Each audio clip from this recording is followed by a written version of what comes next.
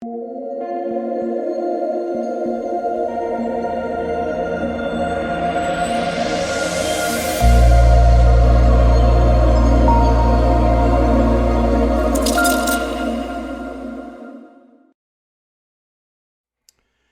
what is going on, guys? This is DK.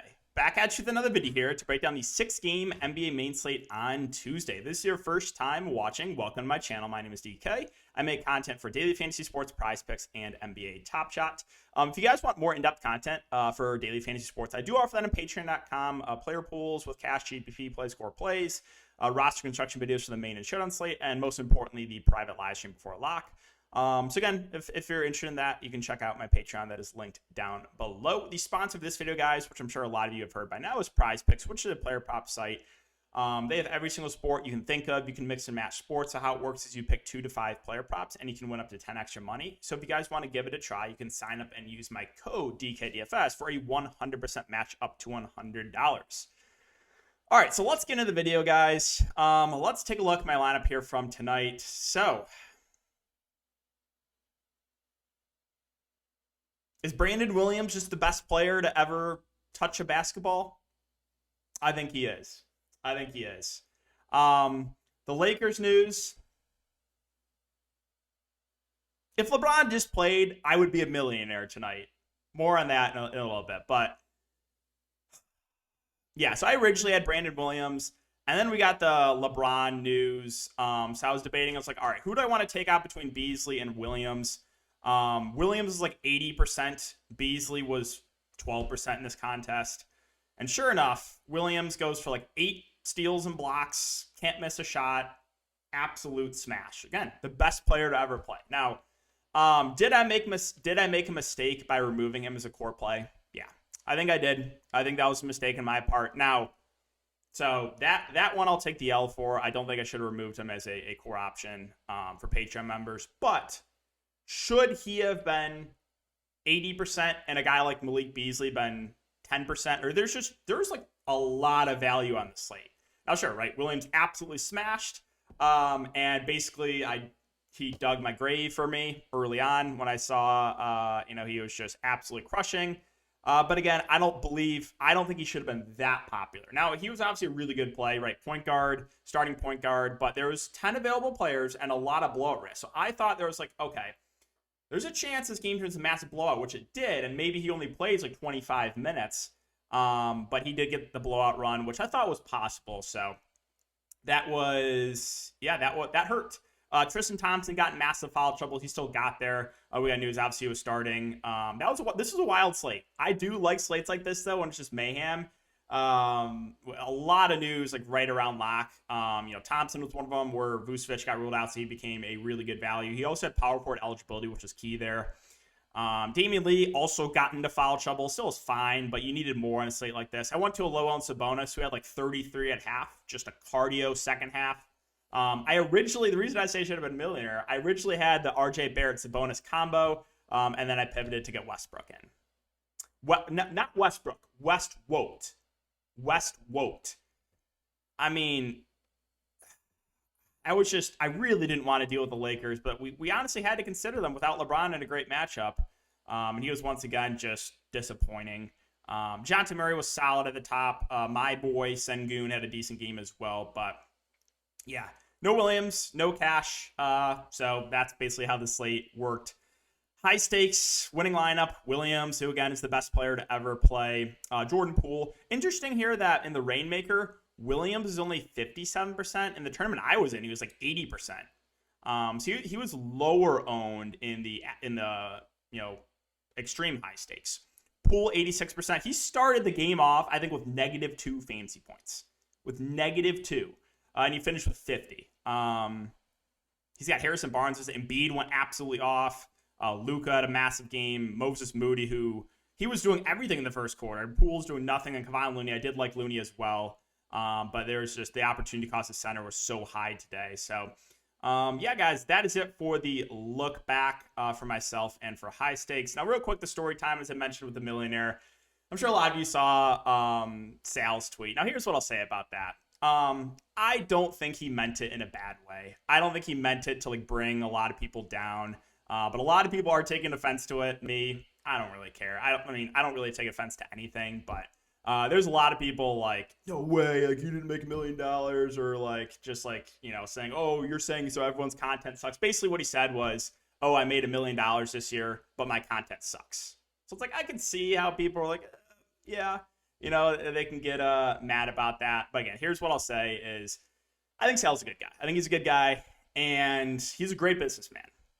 Great businessman. I actually started my channel before him, and you can see he's way more successful than me. He's a millionaire, and I'm not. I'm definitely not a millionaire. So, yeah, that's all I'll say. Again, I don't think it was meant in a bad way. I think he's a good guy, but just wanted to mention that because I saw he was getting roasted on Twitter. But okay, so let's talk about this 6-game slate, and we'll start off with Brooklyn and Charlotte. So Brooklyn Nets, we have KD and Kyrie both playing in this one. LaMarcus Aldridge is out, so like there is some backup center minutes available. Now I don't know if it's going to go to Blake or Claxton, so it might be a situation where I stay away. But like you can take a shot on one of those guys if you want to in a large field tournament. At the top, I mean, this is a great matchup for KD. Price point is not amazing, but I love targeting players against the Charlotte Hornets team. So I think KD is a decent spend up here. Kyrie Irving at 10K feels a little bit pricey with KD playing, so I definitely think he's more of a contrarian option.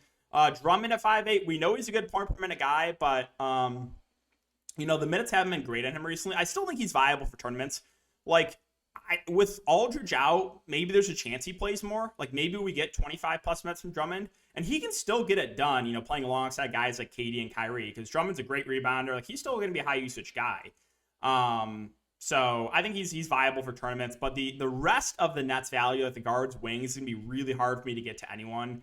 Goran Dragic started that one game, played 28 minutes. I guess he's probably the one value I would consider. Relatively cheap and still probably sees, around 20 minutes off the bench. And then, like I said, if you want to take a shot on one of those backup centers, so, maybe like a Blake Griffin or Claxton, you can. I'm not exactly sure who Steve Nash is going to go to, so I'll probably just stay away from the backup center rotation. Moving on to Charlotte. So the big three, I think, all look pretty good here against Brooklyn. I think LaMelo is the easiest guy to get to at 8-7. For some reason, he only played 29 minutes last game. He wasn't in foul trouble. He only had 2 fouls. So, like I said, the minutes can sometimes be frustrating on LaMelo. Like, just play him 38 minutes a game. Like, why are you playing him 29 minutes there? And he played, like, really well. He had 24, 7, and 8. So, like, there's just times where LaMelo randomly gets his minutes slashed. But I do think he's the best of the spend-up options. Rozier has played extremely well of late. I think he will get some ownership. I do prefer LaMelo to Rozier, but I get it if you want to play Rozier. Again, he goes on stretches, right? He goes on stretches where he just absolutely smashes, and then he goes on stretches where he averages like 25 fantasy points. And right now he's on one of those stretches where he's averaging like 50 fantasy points a game. So I think he's firmly in play. I played Bridges that last slate. It could not have gone worse. He had 26 fantasy points in 36 minutes. I think he's still in play, though, for a tournament setting. The rest of the Hornets, Oubre should play like mid-20s minutes on the bench. It's a fine secondary play. This grouping of like Washington, Harrell, and Plumlee, probably one of these guys is a good game and one will get extended. But good luck like trying to figure out who it's going to be. I don't know if it gets to the value. Like Cody Martin did play 31 minutes last game. I guess he's the value put consider, but that is really it for the Hornets. Moving on to Cleveland and Indiana. So for the Cavs, we have Jared Allen out and LeVert out. So I think Darius Garland had a good matchup at 9K. Makes her a pretty decent spend up. He's going to have to do everything for the team. He's going to do all the ball handling. 19 and 10 assists last couple games for Garland. And like I said, it's a good matchup too. So I think he looks pretty good. And then the bigs. So here's what I'll say. I think a lot of people might think, oh, Kevin Love might start. Cleveland loves when, like, if any player is out, insert, dust off, Dean Wade and start him. Like, every time Cleveland, I can almost guarantee you it's going to be Dean Wade that starts. Anytime someone in the starting lineup misses, you think, oh, maybe it's this guy. Nope. Insert Dean Wade. Whenever they have someone out, Dean Wade, they love going to him. So at 3.3K, if in fact he does start, I think he's viable. Not a high usage guy at all, but if he starts, sure, you can consider him. I do like the bigs, the other bigs. Love, Mobley and Love. So, like, Evan Mobley, when Allen went down, he had a massive game. Now, I don't think he goes for 50 again, but I do think his floor and ceiling goes up without Jared Allen. So I do like Evan Mobley, and I like Kevin Love quite a bit as well at 5'8". He played 30 minutes last game. If we're going to get close to 30 minutes from Love at a sub 6K price point, that really stands out to me.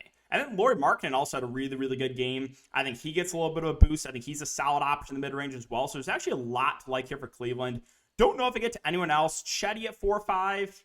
I mean, he has been playing more of late, 32 minutes of back-to-back games. I think he is, viable off the bench. But that is it for Cleveland. All right, moving on to Indiana. So Halliburton 8.8K. I mean, he's going to play big minutes, but I think I would rather lean Brogdon at 7-8, who right now is playing big minutes as well and is a little bit cheaper. So I think of the two guards, I prefer Brogdon. Buddy Hield is also playing close to 40 minutes a game. He's getting a ton of shot attempts up. I mean, he's been doing a better job at stuff in the stat sheet as well. So I think it's Brogdon and Hield, probably my two favorite options of the top three guys. Brissett at 5.7K. I mean, his minutes have been trending down a bit of late. It's a little bit hard to go there. I do think Jalen Smith off the bench is intriguing. The minutes have been pretty high in him recently, 37, 29, and 29 minutes. So I think Smith looks pretty good. Isaiah Jackson started, but had like 4 or 5 fouls in 8 minutes. He's just still not getting a ton of run, even when he's out of foul trouble. And I also had to keep an eye on Goga, like he might be back. So I think that is it for the Pacers, Phoenix, and Orlando. So I mean, it's hard not to like a lot here from Phoenix, right? No Booker, no Paul, no Cam Johnson. Great matchup here. So at the top, DeAndre Ayton at 6'6", I think makes for a great play. Magic, not scared of them at all defensively. And yeah, I think Ayton looks really, really good. I think Bridges looks solid as well. He's probably going to play like 48 minutes in this game. He doesn't necessarily get a massive usage bump. He's not going to be a super high usage player, but he's going to play huge minutes here. I think Cam Payne looks phenomenal. I don't think we're going to spend a ton of time here. I'm not sure why he's only 5.3K. In this spot, with him playing like huge minutes and without Booker and Paul, he should honestly be like a 7K player. So he is way too cheap at 5.3K. I think Jay Crowder at 5.1 looks okay as well. Going to play big minutes, a relatively safe player in the mid-range. And then we got to consider some of these value options too. Like an Aaron Holiday at 4K probably sees, low 20s minutes. I think he's in consideration. Landry Shamet, even though he's not the best point per minute guy, is definitely viable. He had a big game last game. I think that's kind of more an outlier. And I do think Torrey Craig at 3.9 also sees a little bit of a minutes bump without Cam Johnson. So there's just a lot to like here for Phoenix. You can always take a shot at McGee. He's going to play the backup center, but always just a GPP option unless DeAndre Ayton is out. Moving on to Orlando. So Jalen Suggs questionable. Tougher spot here. I think like the main guys are okay GPP plays in Carter Jr. and Cole Anthony, especially if Suggs is out. We saw Hampton start with Suggs out, played 34 minutes and did nothing. But so Suggs is out. I think a little bit of a bump to like Cole Anthony and Carter Jr. or find contrarian plays. Franz Wagner does not stand out to me. Mo Bamba at 5.5. I mean, this is a big team, so maybe he pushes for closer to 30 minutes in consideration for tournaments. And like I said, it was RJ Hampton that started last game. If he starts, if Suggs is out, you can look to him for value. And then Markelle Fultz at 4.3. So keep an eye on the news. They've been taking it easy in his minutes, but maybe they finally increase him a little bit. So if they do, I think you can consider him for value. New Orleans and Memphis. So the main guys for New Orleans, I think, look pretty good here in an up-tempo game. I mean, the Pelicans have been playing really well of late. TJ McCollum, like I said, he is playing the point guard. He has a pretty high floor right now. And he should play close to 40 minutes. So I think CJ is definitely in play. I don't think he's a priority play, but definitely viable. Brandon Ingram came through in a big way for me last slate, except for overtime. We did like nothing. He also should play, 35 plus minutes. So Ingram, CJ, I think are good, good contrarian plays. I don't think they're priorities for me. And then Jonas Valanciunas got massive foul trouble last game, lost a decent chunk of minutes, and still went for 40 fantasy points. It's a revenge game narrative against his former team in Memphis. And if he stays out of foul trouble, I think we get 32 to 34 minutes from him, and a sub 8K price point. I think he is definitely someone we can look to. And then Jackson Hayes at 5K. If he continues to start, it's a fair play. Gotten some foul trouble. They actually went to Hernan Gomez down the stretch last game. And Devontae Graham at 3.7. I think he's in play for GPPs. Most likely only going to play about 20 minutes. But he's gone for 20 plus in 3 of the last 4 games. On the Memphis side, so John Morant was a massive chalk bust last game. The price point did go up on him a little bit. Now, I still like the spot. I don't think he's a must play, but I think the ownership will drop on him after, as opposed to the previous slate. Jaren Jackson Jr. was massive chalk, and he was a huge bust. Now, here's one. The price went up a little bit, and now I don't think many people play him. So this is a spot I would rather take a shot in Triple J than the previous slate where he was massive chalk. I will consider Jaren Jackson Jr. when I think he's going to be low owned. And I think he'll be low owned in this spot. So I do think he's, viable for GBPs. It was Bane that had a really big game last game, 6.5K, fair price point, no issue with him. Steven Adams also had a massive game because Jaren Jackson Jr. got in foul trouble. If you think Triple J gets in foul trouble, you can play Adams. But really, that's where he has his ceiling, is when Jaren Jackson is in foul trouble. Bench guys, Clark should have had a good game last game. He had 27 minutes, only 17 fancy points. But again, if you think Jaren Jackson gets in foul trouble, he's probably the beneficiary there. Let's move on to the final two games here, Milwaukee and Oklahoma City. So this game obviously has some blowout risk, a lot of blowout risk. But, Giannis, if you think the Thunder can somehow keep it close, he could have a huge, huge game in the spot. So looks good, but a little bit of risk involved. Kind of the same thing with the likes of like Holiday, Middleton, Portis. I love the spot, and all of these guys have upside. But like I said, a little bit risky because of the potential blowout. I think Portis is probably the easiest guy to get to, cheapest of the bunch. So I think Portis is probably my favorite of those mid-range bucks. I think Grayson Allen being out doesn't really do a lot for me. Probably start a guy like Wes Matthews. I just don't think I can stomach playing Wes Matthews in 2022. I do think Nwora is kind of intriguing. I would think he gets a little bit more run too. And if the game blows out, he might be in that blowout lineup. So I think he's interesting for that reason. But yeah, Ibaka 3-4. Maybe plays close to 20 minutes. I guess you can go to him because he's so cheap. But I think that is going to wrap it up for the Bucks on the Thunder side. So I think I saw news that those questionable guys are still out. Let me just confirm that, though. I'm pretty sure I saw that on Underdog.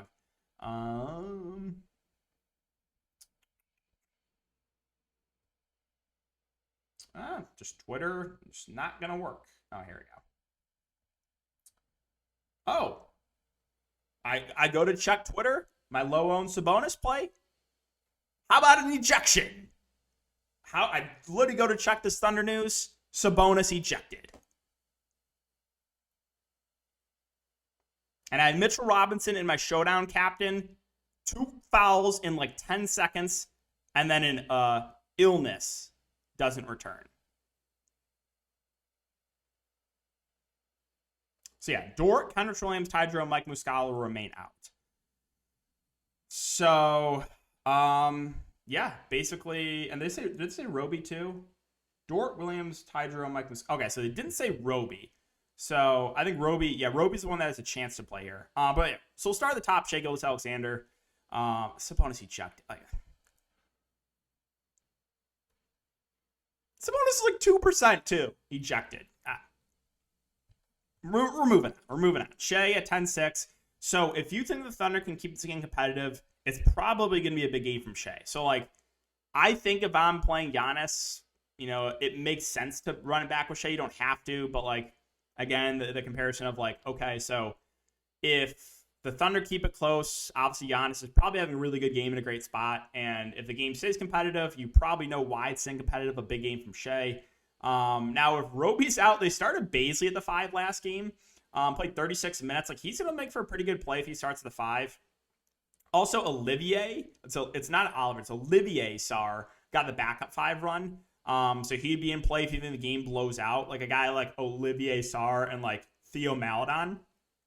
I think those are 2 guys you can look to if you think this game turns into a massive blowout. Aaron Wiggins at 3-3. He's awful, but he did play 35 minutes last game. So if he starts, I think you can consider him. Pokusevski's been starting, but a 5.6K price point feels about right for him. So, monitor the Roby news. That's going to be big because if he's out, I think Bazley makes for a pretty good play if he starts at the 5. And finally, the Clippers and the Warriors, 2 teams that have caused me immense pain this year in DFS. The Clippers, you have Reggie at 8-6. He does have a ceiling, but it feels maybe a little bit overpriced for him. Avicii Zubac, I like the spot. Biggs have been doing well against Golden State, but a little bit worried about his minutes for a team that likes going small like Golden State. So and it's also 7K for Zubac. Morris and Mann in the mid range are both okay. Hartenstein will play the backup 5, but 5K for him feels pricey. Covington's out, but I guess that means a little bit more run for the likes of Kennard, Batum, and Coffee. who I think are probably honestly the easiest guys to get to are these cheap guys. Kennard at 4K does have a ceiling, but again, low floor because he's score independent.